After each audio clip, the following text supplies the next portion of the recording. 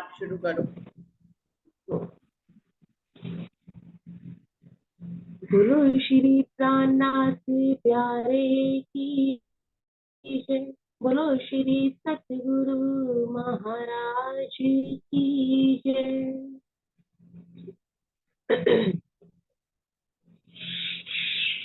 आशिक मेरा नाम रोया, आशिक मेरा नाम रोया, आशिक मेरा नाम,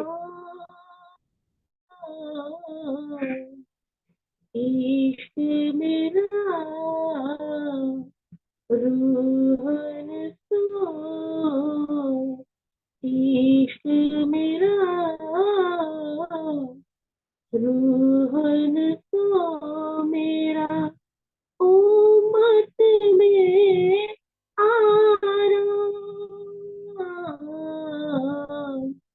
आशिक मेरा नाम रोया, आशिक मेरा नाम रोया, इल्म ले चलो अर्श का, खोल दियो हकीकत, खोल दियो हकीकत, भूल गई हाँ आप अर्श को, भूल गई हाँ आप अर्श को, याद दियो निस्बत, याद दियो निस्बत, आशिक मेरा नाम रोया, आशिक मेरा नाम, आशिक मेरा नाम रोया, रह ना सकूं मैं रूह बिना रूहे, रह ना सके मुझ बिन, रह ना सकूं मैं रूह बिना रूहे, रह ना सके मुझ बिन, जब पहचान होवे वाको, जब पहचान होवे वाको, तब कहे ना बिछो हाकिम, तब कहे ना बिछो हाकिम, आशिक मेरा नाम रोया, आशिक मेरा नाम रोया, तुम कुदरत हो अर्श में, तुम कुदरत हो अर्श में, अपने इश्क के बल, अपने इश्क के बल, तब खुद जरा ना रहे, तब खुद जरा ना रहे, रहे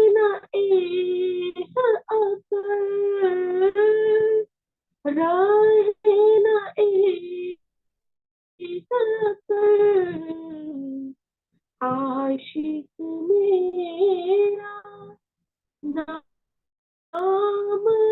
अल्लाह, आशिक मेरा नाम, इश्क मेरा रूहन तो मेरा उम्मत में आराम, आशिक मेरा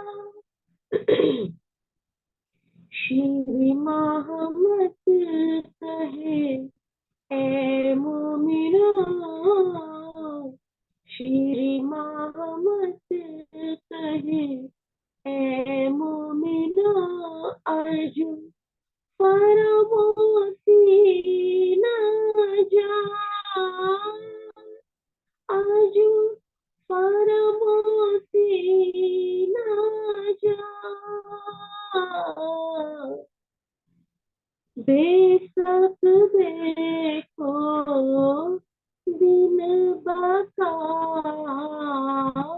बेशक देखो दिन बका, माह मेरा जसीरा,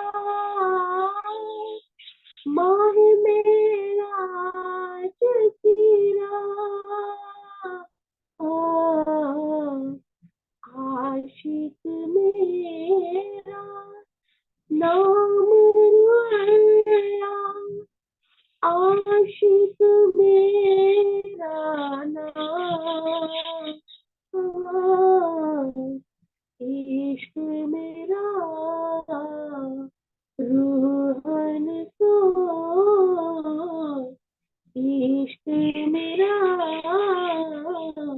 रूहन को मेरा उम्मत में आराम,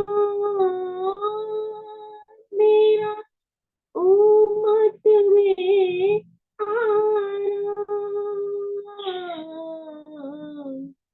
आशिक मेरा नाम अल्लाह, आशिक मेरा नाम, आशिक मेरा नाम अल्लाह। बोलो श्री रामनाथ प्यारे की जय, बोलो श्री सतगुरु महाराज की जय। प्रणाम जी दीदी, प्रणाम जी। प्रणाम जी अंजू, धन्यवाद बहुत बहुत। जी प्रणाम जी, प्रणाम जी, प्रणाम जी। सभी सुंदर साथ जी को प्रेम प्रणाम। शुरू करते हैं सुंदर साथ जी। प्रथम लागू दुई चरण को, तने न छुड़ाइयो खेन, लाख तली लालेड़िया मेरे जीव के ही जीवन, इन पाओ तले पड़ी रहूं, धनी नजर खोलो बातों, पलना वालों निर्भु नेत्रे मेरे जीव के ही जीवन, मेरे जीव के ही जीवन। श्री बंदो सतगुरु चरण को करूं सो प्रेम प्रणाम, अशुभ हरन मंगल करन धनि श्री देव चंद्र जी नाम। श्री प्राणनाथ निधि मूलपति श्री मेहराज सुनाम, बीज कुंवर श्यामा युगल जी को पल पल करूं प्रणाम, पिया जी को पल पल करूं प्रणाम। खिलवत वाणी का 15वां प्रकरण चल रहा है, आशिक मेरा नाम तू अल्लाह, आशिक मेरा नाम, जिसकी 73 चौपाई हो गई थी। अभी आगे बढ़ते हैं सुंदर साथ जी। धनी याद दिला रहे हैं रूहों को कि परम धाम में कैसे इश्क रबत हुआ।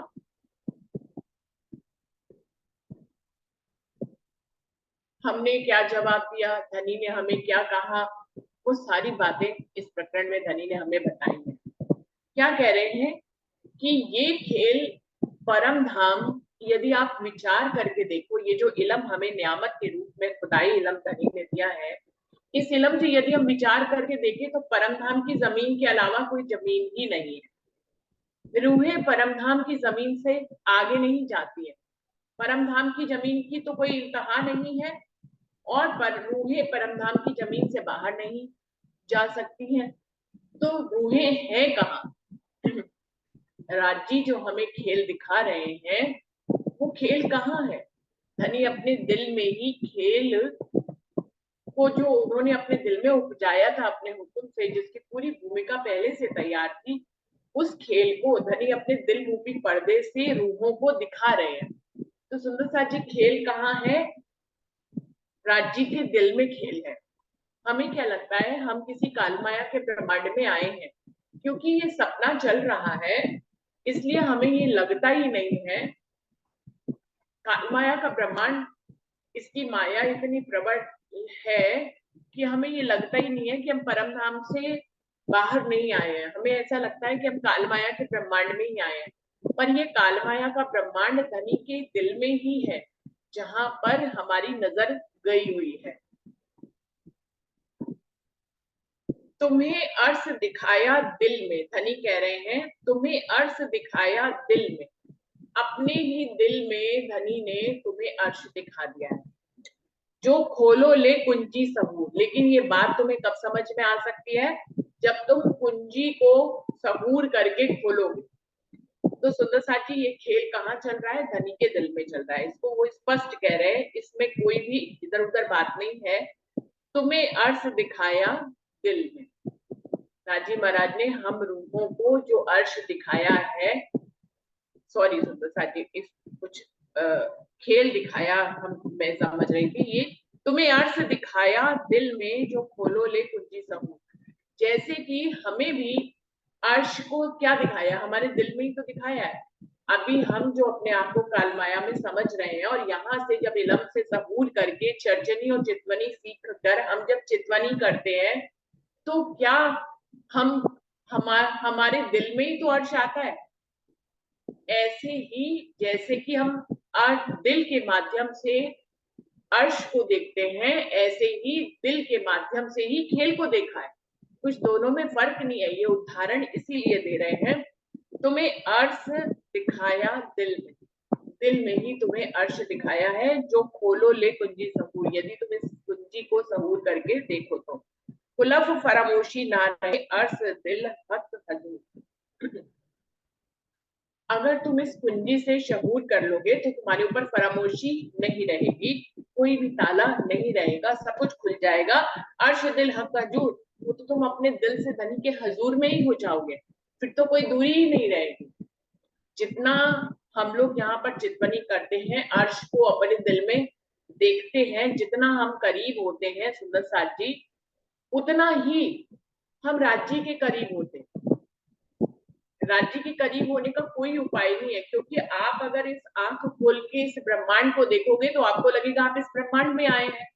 जब आप इस ब्रह्मांड में आए हैं तो फिर धनी तो परम धाम में है। धनी और हमारे बीच में कितनी बड़ी दूरी हो गई, बहुत बड़ी दूरी हो गई। और अगर हम इस बात को भी स्वीकार करते हैं, इस इलम से अपने दिल में आत्मसात करते हैं कि धनी तो यहीं आए हैं, खेल में हमारे साथ ही हैं, तो भी तो वो किसी तन में है ना।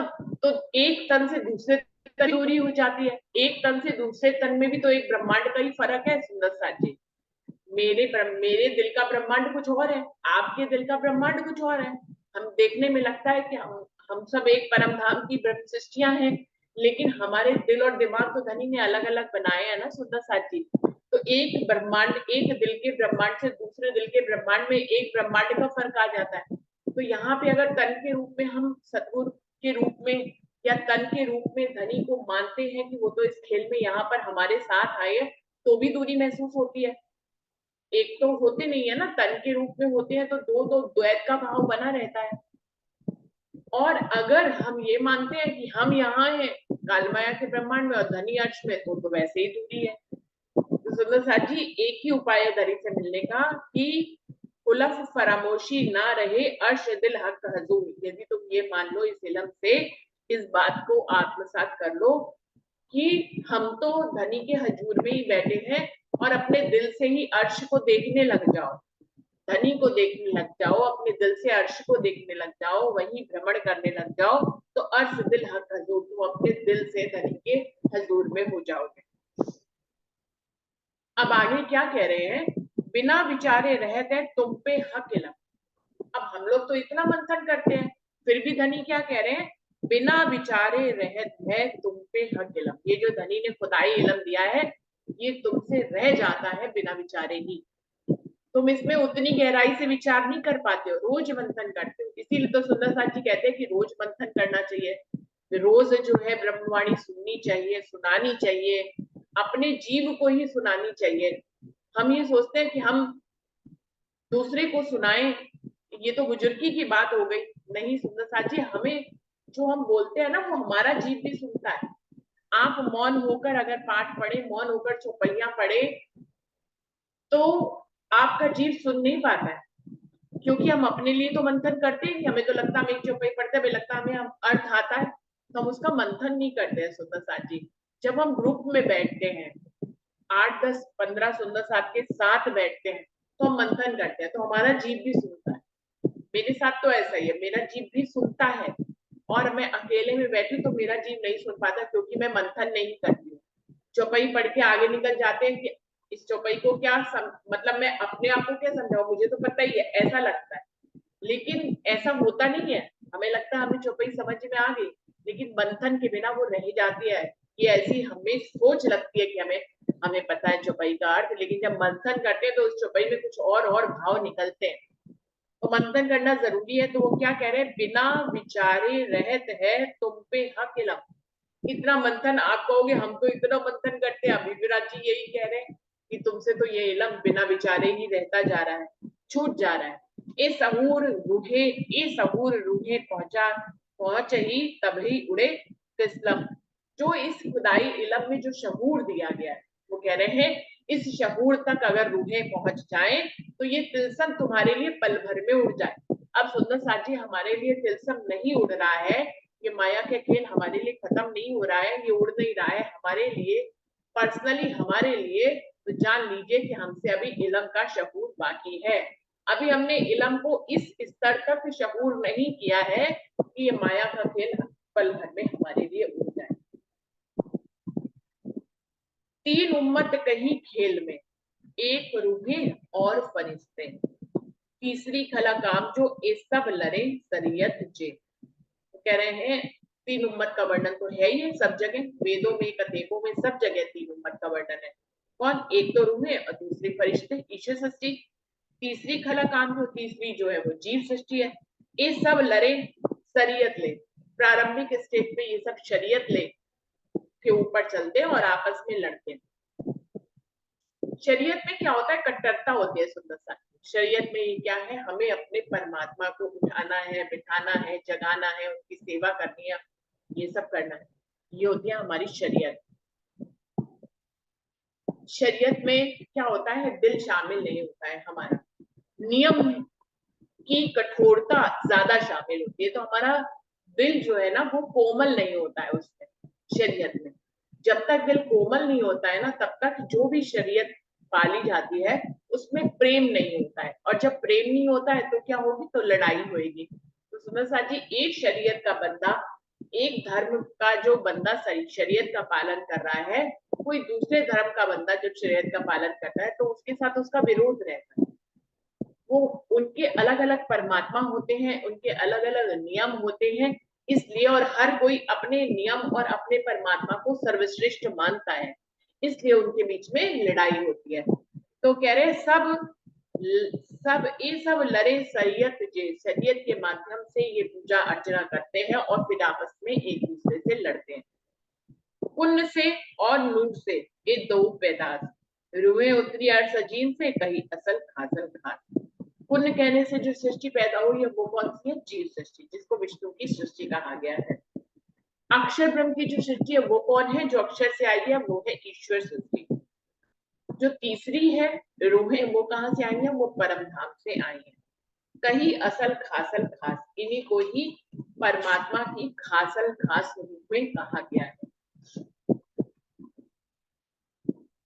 ए इलम इलाही दे तुम तो भी छूटत नहीं तिलसम, हक के पहले कया भूलोगे ना मानोगे हुक्म। वो कह रहे हैं ये जो इलाही इलम तुम्हें दिया गया है, इसको देने के बावजूद भी, इसका मंथन करने के बावजूद भी तुमसे ये तिलसम नहीं छूट रहा है। क्यों नहीं छूट रहा है? क्योंकि हक के पहले कया भूलोगे। राजी महाराज ने तो परम धाम से चलते समय ही कह दिया था कि तुम भूल जाओगे, ना मानोगे हुक्म, और मेरे हुक्म को भी नहीं मानोगे। तो सुंदर साथी जब धनी ने पहले से ही कह दिया कि तुम सब रूहे मां जाके भूल जाओगे, तो निश्चित है कि भूलेंगे तो है ही। धनी की बात तो झूठी हो नहीं सकती। उन्होंने कहा तुम भूलोगे तो हम भूलेंगे। लेकिन हम सुंदर साथ ये भूल जाते हैं, ये तो याद रखते हैं कि धनी ने कहा था कि तुम भूलोगे, तो हम भूल गए। लेकिन धनी ने ये भी कहा था कि मैं आके जगाऊंगा। अब जब धनी जगाएंगे तो फिर जागेंगे कि नहीं जागेंगे? धनी की बात तो फिर ये भी झूठी नहीं हो सकती। अब ये झूठी नहीं है, तभी तो परमहंस आए इस दुनिया में, क्योंकि वो जगाने पे जागे। उन्होंने इस खुदाई इलम को इतना मंथन किया, इतना आत्मसात किया, तो ये तिलसम उनसे छूट गया। तो हमसे बिना विचारे रहते तुम पे हक इलम, ये बात हमारे लिए इसलिए लागू होती है क्योंकि हमने उतना मंथन नहीं किया है, या हम उतनी गहराई तक नहीं पहुंचे कि ये तिलसम हमसे छूटे। अभी तिलसम नहीं छूट रहा है, इसका मतलब है कि हमसे ये इलम बिना विचारे कहीं ना कहीं छूट रहा है। तो मंथन और करना चाहिए, और टॉपिक आने चाहिए, और मंथन करें हम, जिससे कि हम धनी के गहरे राज्यों तक पहुंच सके। हक के पहले गया भूलोगे ना मानोगे हुक्म। धनी ने तो पहले से ही कह दिया था कि तुम सब भूल जाओगे और मेरे हुक्म को नहीं मानोगे। सोई बातें अब मिली, वो कह रहे हैं इसीलिए जो धनी ने कहा था वो बातें यहाँ पे पूरी हो रही है। उन्होंने कहा था तुम भूल जाओगे, हुक्म नहीं मानोगे, तो हम हमारे साथ ऐसे ही हो रहा है। सोई बातें अब मिली भूल गईया घर तुम, वही बातें सच हो गई। अब हम अपने घर को और अपने वजूद को, अपने असल स्वरूप को भूल गए। भूली आप और हक को, हम अपने आप को भी भूल गई और हक को भी भूल गई। भूलिया अकल इलम वही की परम धाम की हमारी अकल और इलम भी भूल गया हमसे। अब धनी ने कहा था तो सच तो होना था, तो भूल गए सब कुछ हम लोग। फुरमान रसूल ले आइया रू अल्लाह संदेशे, असल इलम दे दे थके अजू न आवे अकल में एक। ये भी कहा था ना कि मेरे हुक्म को नहीं मानोगे। अब हुक्म के स्वरूप रसूल साहब जो है कुरान में परम धाम की बातें लेके आए, और उन बातों को खोलने की चाबी लेकर श्यामा महारानी आई इस दुनिया में। असल इलम दे दे थके, और वो हमें जागृत कर रहे हैं। धनी के सब स्वरूप हमें जागृत कर रहे हैं। जितने भी परमहंस है धनी के स्वरूप है, वो हमें जागृत करने की कोशिश करते हैं। असल इलम दे दे थके अजुनाब अकल में, फिर भी हमारी अकल पे पत्थर पड़े हुए हैं। धनी स्वयं यहाँ पर तन धारण कर करके आ रहे हैं, हमें जगा रहे हैं, हमें वहां की बातें याद दिला रहे हैं, फिर भी हमारी अकल पे पत्थर पड़ गए हैं, हम जाग नहीं रहे हैं। कहीं बड़ी मेहर रसूले, जो हुई माहे रात महराज, फजर होसी जाहिर जो रोज कयामत है आज। वो कह रहे मोहम्मद साहब ने तो पहले ही धनी की मेहर से ऐसा कह दिया था कि महराज की रात्रि में मेरे ऊपर, मेरे लिए तो सवेरा हो गया था, मेरे ऊपर तो मेहर हो गई थी, और मैं उनकी बातों को लेकर यहाँ आया था। और अब जो रूहों के लिए सवेरा होगा वो तब जबकि कायमी का दिन आ जाएगा। तो अभी वही समय चल रहा है जो रसूल साहब कह गए थे कि कल के रोज, फर्दा रोज के दिन खुद खुदा आएंगे, अपनी रूहों को जगाएंगे और कायमी का दिन आएगा। तो सुबह साथ जी वही दिन आ गया है। अब रूहों को धनी जगा रहे हैं। आप देख रहे हैं इलम का विस्तार कितनी तेजी से हो रहा है, चितवन चरचनी का विस्तार कितनी तेजी से हो रहा है। जिस चरचनी की एक एक मंदिर को समझने में रूहों को कई कई दिन लग जाते थे, वो किसी किसी शहर में बैठक लगाकर कोई पहले के सुंदर साथे जिनको नक्शे आते थे उनसे सीखा करते थे। मैं उनमें से खुद एक बालकिशन पुजारी जी से सीखती थी, रानी चाची जी से सीखती थी नक्शे। तो हम नक्शे सीखते थे, 8-10 सुंदर साथ बस बैठते थे। इतना विस्तार नहीं था, ना तो नक्शे इतने आए थे, ना ही चरचनी का इतना विस्तार था, हर कोई सीखता भी नहीं था चरचनी। आज देखिए जूम पे चरचनी सिखाई जाती है, कितने कितने सुंदर साथ चरचनी में पारंगत हो गए हैं, और चरचनी एक से अनेक ग्रुप बन गए हैं जूम के। जो पारंगत हो रहे हैं वो अपने अपने ग्रुप बनाकर और सुंदर साथ तक संदेश पहुंचा रहे हैं। तो आप देख रहे हैं विस्तार कितनी जोरों से चल रहा है। तो ये कायमी का दिन आ गया। जितना हमारा जीव जो है वाणी मंथन करेगा, चर्चनी सीखेगा, चितवनी करेगा, उतना ही जीव की कायमी नजदीक होती चली जाएगी।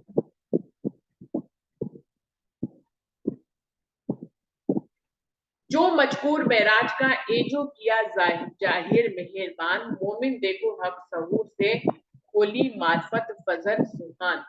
वो कह रहे हैं महराज की रात्रि में रसूल साहब का रांची महाराज के साथ जो मजकूर हुआ था, जो वार्तालाप हुई थी, एजो किया जाहिर मेहरबान, आज धनी ने अपनी मेहरबानी से उन सारी बातों को यहाँ पर आकर खोल दिया। ये जो किया जाहिर मेहरबान, धनी ने खुद मेहरबानी करके उस सारी बातों को, मेराज की बातों को यहाँ पर जाहिर कर दिया। मोमिन देखो हक सहूर से, हे मोमिनो अब तुम राजी महाराज के इस इल्म से शहूर करके सब बातों को देखो तो खुली मार्फत फजर सुहान। धनी ने स्वयं ही इस मार्फत की के सवेरे को जाहिर कर दिया। स्वयं राजी महाराज ने खोली मार्फत फजर सुहान, स्वयं राजी महाराज ने अपनी मार्फत की फजर कर दिया, यानी कि अपने कुछ वेदों को उजागर कर दिया है। स्वयं धनी ने उजागर किया है, ये उनकी मेहरबानी है। श्री महामती कहे ए मोमिनो अजू फरामोशी ना जात, बेशक देखो दिन बका माही मेराज की रात। महामती कहे मोमिनो अजू फरामोशी ना जात, महामती जी कह रहे हैं हे मेरे परमधाम के मोमिनो, आपके ऊपर से अभी भी फरामोशी नहीं जाती, अजू फरामोशी ना जात, बेशक देखो दिन बका माही मेराज की रात। तुम बेशक भी हो गए हो, बेशक होकर इस अखंड परमधाम का जो सवेरा हो गया है यहाँ पे, उसको तुम ध्यान से देखो। माही मेराज की रात, और मेराज में जो रसूल साहब ने राज्य के दर्शन किए थे उसको भी आप ध्यान से देखो, तो तुम्हारे लिए ये खेल खत्म हो जाएगा। लेकिन जब तक खेल खत्म नहीं होता, तिलस्म खत्म नहीं होता, आप जानो कि तुमसे ये शहूर के बिना ही इल्म रह रहा है। इस इल्म को जितना शहूर करोगे उतने धनी के करीब होते चले जाओगे। सुंदर साहब जी यहीं पे ये प्रकरण खत्म होता है। प्रकरण 15 चौपाई 958 चौपाई को यहीं पे दोहरा देते हैं। श्री महामती कहे ए मोमिनो अजू फरामोशी ना जात, बेशक देखो दिन बका माही मेराज की रात, माही मेराज की रात। बोलिए श्री प्राणनाथ प्यारे की जय, बोलिए श्री सद्गुरु महाराज की जय, सर्व सुंदर साथ की जय। सभी सुंदर साथ जी से विनम्र निवेदन है कि चैनल को लाइक करें, सब्सक्राइब करें, आगे फॉरवर्ड करें, कमेंट जरूर लिखें और वीडियो को अंत तक जरूर देखें, क्योंकि आप प्रारंभिक की 2-3 चौपाइयां सुनकर जो है खिलवत के राज नहीं जाने जा सकते। तो खिलवत के राजों को जानने के लिए जो वीडियो को पूरा अंत तक जरूर देखें। प्रणाम जी सुंदर साथ जी, बहुत बहुत प्रणाम जी, प्रेम प्रणाम जी रुचि जी।